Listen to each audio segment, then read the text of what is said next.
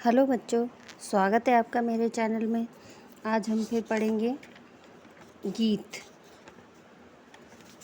आगे का पद्यांश पढ़ते हैं। मुझे फूल मत मारो, मैं अबला बाला वियोगनी, कुछ तो दया विचारो। होकर मद के मीत मदन, पट तुम कट गरल नगारो। मुझे विकलता तुम्हें विफलता, ठहरो श्रम परिहारो। नहीं भोगनी ये मैं कोई, जो तुम जाल पसारो। बल हो तो सिंदूर बिंदु ये हर नेत्र निहारो। रूप दर्प कंदर्प तुम्हें तो, मेरे पति पर बारो। लो ये मेरे चरण धूल, उस रति के सिर पर धारो। चलिए बच्चों, शब्द अर्थ देखते हैं।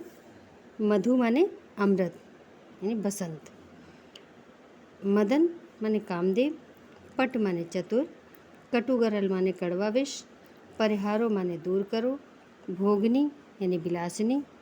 रूप दर्प सुंदर रूप, सौंदर्य का अभिमान। कंदर्प माने कामदेव। रति कामदेव की पत्नी। हर नेत्र शिव जी का तीसरा नेत्र, जिससे उन्होंने कामदेव को भस्म किया था। इसमें पद्यांश में बताते हैं कि बसंत ऋतु का सुहावना समय है।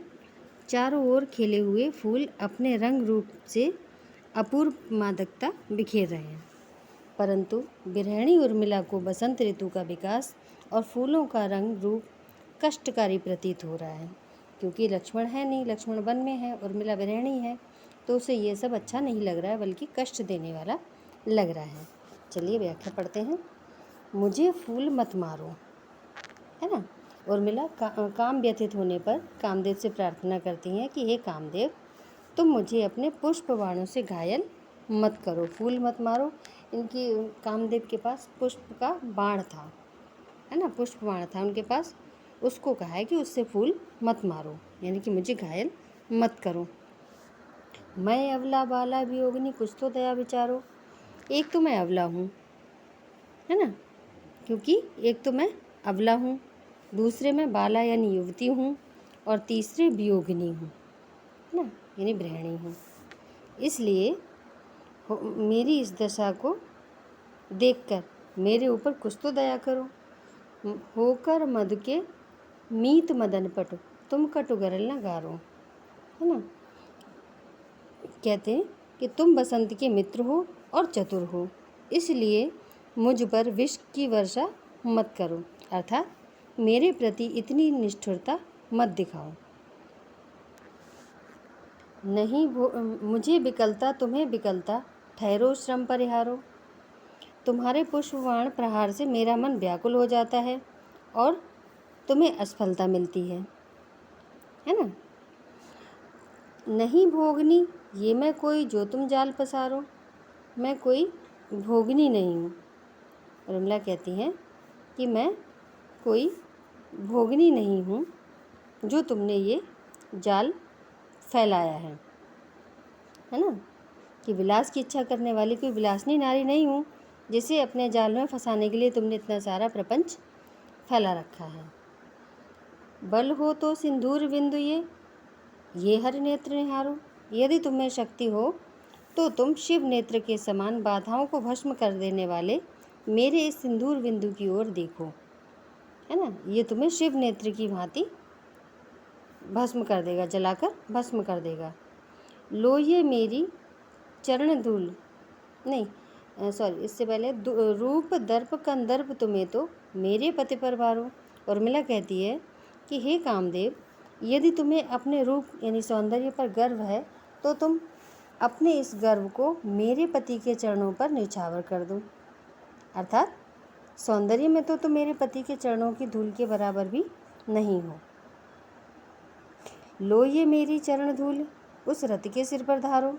यदि तुम्हें इस बात का घमंड हो कि तुम्हारी स्त्री रति सर्वश्रेष्ठ सुंदरी है, तो तुम मेरे चरणों की इस धूलि को रति के सिर पर रख दो, अर्थात तुम मुझे विचलित करने में कभी भी सफल नहीं हो सकोगे।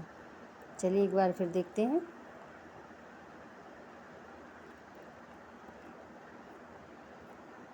कि उर्मिला कहती हैं, उर्मिला काम व्यथित होने पर कामदेव से प्रार्थना करती हैं कि हे कामदेव, तुम मुझे अपने पुष्प बाणों से घायल मत करो, है ना। क्योंकि एक तो मैं अबला स्त्री हूँ, दूसरी युवती हूँ और तीसरी वियोगिनी हूँ। इसलिए तुम मुझे घायल मत करो। मेरी दशा के ऊपर, यानी कि जो मेरी दशा है उसे देखकर मेरे ऊपर कुछ तो दया करो। तुम बसंत के मित्र हो और चतुर हो, इसलिए मुझ पर विष की वर्षा मत करो, अर्थात मेरे प्रति इतनी निष्ठुरता मत दिखाओ। तुम्हारे पुष्पबाण के प्रहार से मेरा मन व्याकुल हो जाता है और तुम्हें असफलता मिलती है। तुम मुझे विचलित करने के लिए बहुत परिश्रम कर चुके हो, इसलिए अब परिश्रम करना बेकार है। अब विश्राम करो और अपनी थकान को दूर कर लो। भाव ये है कि लाख प्रयत्न करने पर भी तुम मुझे अपने व्रत और संयम से नहीं डिगा सकोगे। चाहे तो मुझ पर तुम्हें मुझे कितने भी दुख क्यों न दे दो।